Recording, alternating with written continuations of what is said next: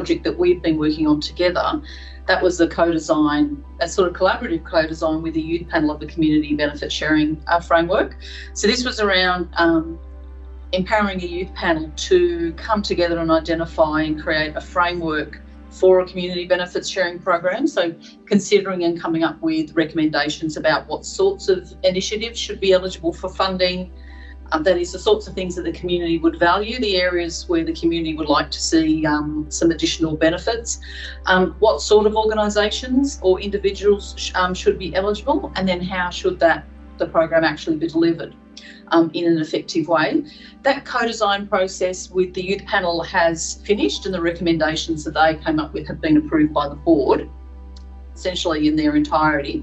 But we are continuing with co-design because we're now in the process of co-designing how that program is going to be implemented. Yeah, that's right. I would think with a project of our size, we recognise that,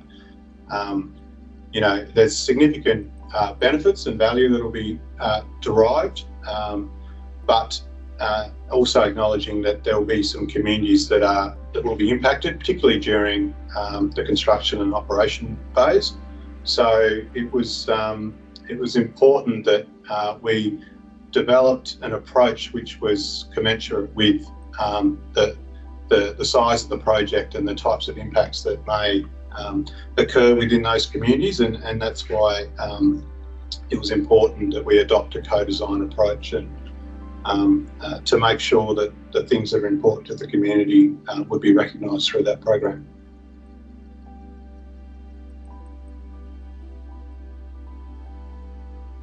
We wanted to, undertake a process that built trust and demonstrated respect for the communities that we're working in for our project in the northwest of Tasmania. So that was those principles were really important to us.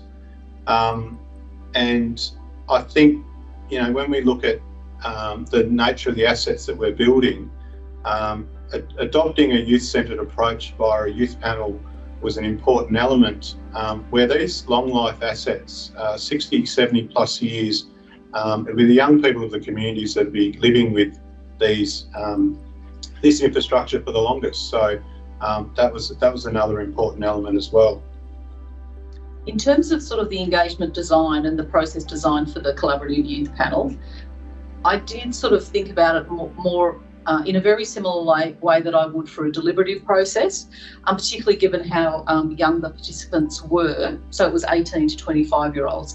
Really wanted to have a process that genuinely supported them to be able to explore the complexities that they needed to when thinking about how a community benefits program could be delivered. And allowing them to continue to iterate and develop their thinking. So it was really about, in terms of the engagement, it was about providing them with the materials and the understanding that they needed to understand the sorts of impacts that the project would have on and the different sorts of communities that would be impacted, but also then to understand how community benefits programs worked, so that they were in a really strong position to be able to think about the things that were important to them and apply those things to a benefits program. And I think we did have a really strong focus on supporting young people and providing sort of capacity building. Yeah, that's right. Yeah, I think that, that's, as you sort of touched on there, Nicola, as part of extending the benefits themselves. There's the program, what was ultimately delivered, but the benefits to the community, and particularly those young members along the way, building capacity, and the opportunity for them now to, for TasNetworks to be able to offer them more even beyond the life of the panel. Been looking at things like media training. They're participating in our stakeholder liaison group for our project. We've put them in touch with partners and stakeholders of ours, such as University of Tasmania, to access programs that they have. We've been referee for job applications. So that's right, the value for the participants extended beyond their participation in this program and continues today. And I think that focus on the local community really helped. Obviously, we're talking about the youth panel, but the role of leveraging local expertise through our stakeholders in the Northwest was also really important. I think it meant it set the process up really well. Yeah, and that's the part that's continuing. So working with those local expertise and local stakeholders in how best to implement the program. I think one of the things we're also really cognizant of is that these processes, as we know, like they're quite resource hungry. They can take a long time. They can have significant financial costs. So we really wanted the design of the community benefits program to be a community benefit, that is by upskilling and empowering young people who are going to be future leaders. And that was certainly one of the ways that we promoted participation, by highlighting that actually by being part of this process, young people will have the opportunity to upskill, to build their capacity and have formal recognition of those sort of skills, which we provided to them as part of the process. So it's a little bit of a circular economy. I think in terms of benefits, we work really hard to get the maximum benefit from not just the program, but how we've delivered it. Yeah, look, another key point I'll say here too is, I guess the way the program was designed and set up and rolled out, it meant that you mentioned being resource intensive, but we needed a really strong commitment from our business to undertake this process. So through our executive and our board, being able to demonstrate the benefit of what we wanted to achieve was really important, and we're able to get that strong support for the project before we embarked on this, which was important, and meant that we were able to establish a consultation approach which was which matched the level of what our ultimate aspirations were. But I suppose one of the surprises for me was just the level of support we got from industry, from stakeholders, from internally for our business for the co-design youth panel process that we'd established. So there was a lot of support that generated a lot of, I guess, goodwill for our project. It demonstrated the genuine approach we were taking and applied a lot more authenticity. And it is important for large-scale infrastructure projects to build knowledge and awareness and support for the project. And so I think that's been a pleasing surprise, just how strongly our approach resonated with other stakeholders. And for some of our partners and stakeholders, it caused them, pause for thought to look at what are the ways they can involve young members of their communities more in some of the processes that they undertake themselves. I think the biggest surprise for me, and it sort of sounds funny, but it was how young they were. Not just in terms of age and how young they looked when they arrived, but I was really able to reflect on how much you learn as you age, particularly through a working life, how much you understand how things work generally. And so just that sort of general knowledge around government, how government processes work, projects, how they work. So we did have to do a little bit of upskilling in terms of doing that, and Chris was a really important part of that process in being able to provide the context and answer youth panel members' questions.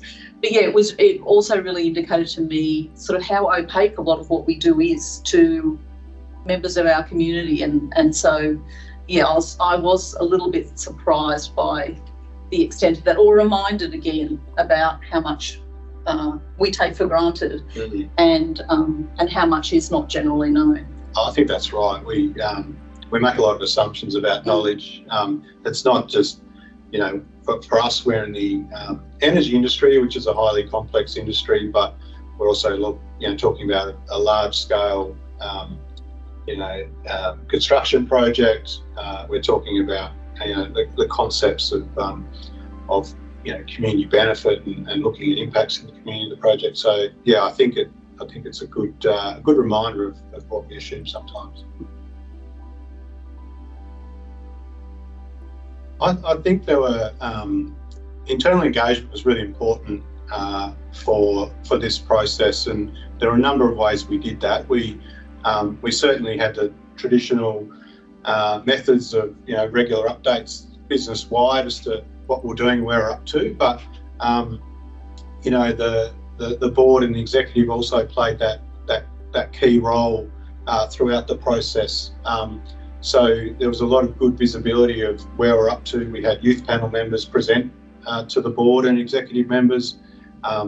We had, I've mentioned previously that that support was really important.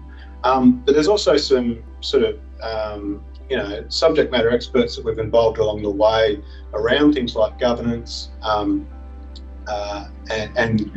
having them involved to help build some of the administrative and governance arrangements around the project. So there's a number of different ways we're able to leverage our internal resources, but also get a lot of support back from what we're doing. Look, for me, the most rewarding aspect was the level of commitment shown by the youth panel members. It really shone throughout. I think that they developed a real sense of pride in what they were doing and the work that they created. And we could see that when they were talking to members of the community, when we'd go out and do some consultation sessions. That was really evident, which was fantastic. I think the quality of the outcome was something that was really rewarding. It was something that we weren't able to do on our own. It was a far better product than if we had done it on our own. And so not only the co-design approach, but the youth panel members themselves, that as I said, that level of commitment and the effort they put into creating such a quality outcome was really rewarding. And the other one was seeing that support externally from stakeholders and partners and members of the community for the approach that we've taken. I really agree with all of that, particularly around how the youth panel developed. With these sorts of longer processes, you have the opportunity to build not only their confidence, the participants' confidence, but also their trust in the process. And I think the fact that we had it was over a few months, and it was 5 sessions, 3 full-day sessions, and we really didn't have any drop-offs, which we were sort of anticipating. So clearly we built enough trust with participants, and they saw the value in their participation. I think that was really, really rewarding, that they valued sufficiently the process and our working with them. But also just seeing their, as Chris said, their sort of pride and their sense of achievement in actually being able to affect positively their communities. And this is something we know young people are really passionate about. And just their awareness as we sort of started working with them, that they did have that opportunity to genuinely influence the future for their community was really affecting to be able to see that. Yeah, you can see that in their feedback at the end was, as they went through the process, they saw that they were going to make a difference. Yeah. And I think that was something they found most rewarding as they moved through that process. For me, from sort of like an engagement practitioner and sort of facilitation point of view, I think with these things, it's a big topic. The project in itself is complex. That idea about community benefits and how you actually design them to get the best outcome, because there's a lot of different elements. It's around the size of the funding that's available in terms of how much you have available for initiatives. It's about the sorts of initiatives and how they're delivered. So there was quite a lot of complexity, and there's never enough time. Like, you could always have more time. So from a sort of practice point of view, it was around being really clear what participants really needed to understand in order to be able to do those sort of complex thinking and working together to come up with what it is they were wanting the community benefits sharing program to be.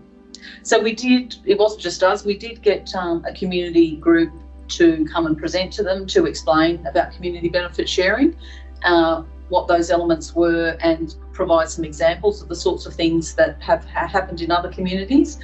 So yeah, for having the right amount of time, the right amount of knowledge and support for participants so they could do what we were asking them to do probably was a challenge, but I think it's one that we were able to meet because we had a good amount of lean time.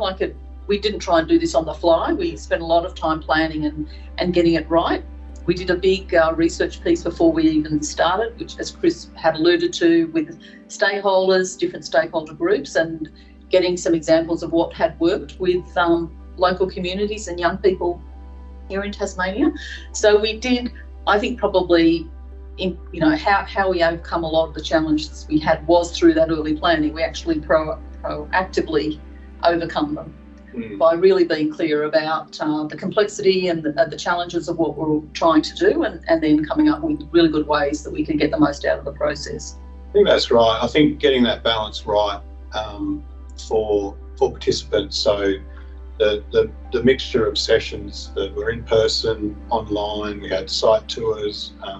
You mentioned bringing in other parties to help build that knowledge and understand the process as well. And I think that was important, getting that balance right to get the most out of their participation and understanding what their role was. This wasn't a process to have young people like our project or what we were doing. We didn't need them to do that. This was around for developing our community benefit sharing program and acknowledging that, while there are significant benefits from this project more broadly, there will be some impacts on the local communities and what's the role that the panel can play in determining the framework to help recognise that.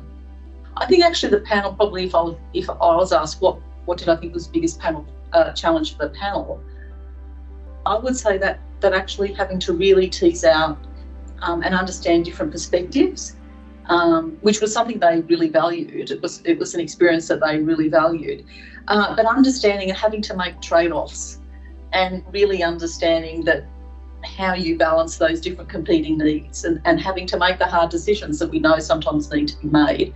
I think they probably found that challenging, but paradoxically, having to have those difficult conversations and do that work is, I think, where they got some of the value from participation and the satisfaction from participating.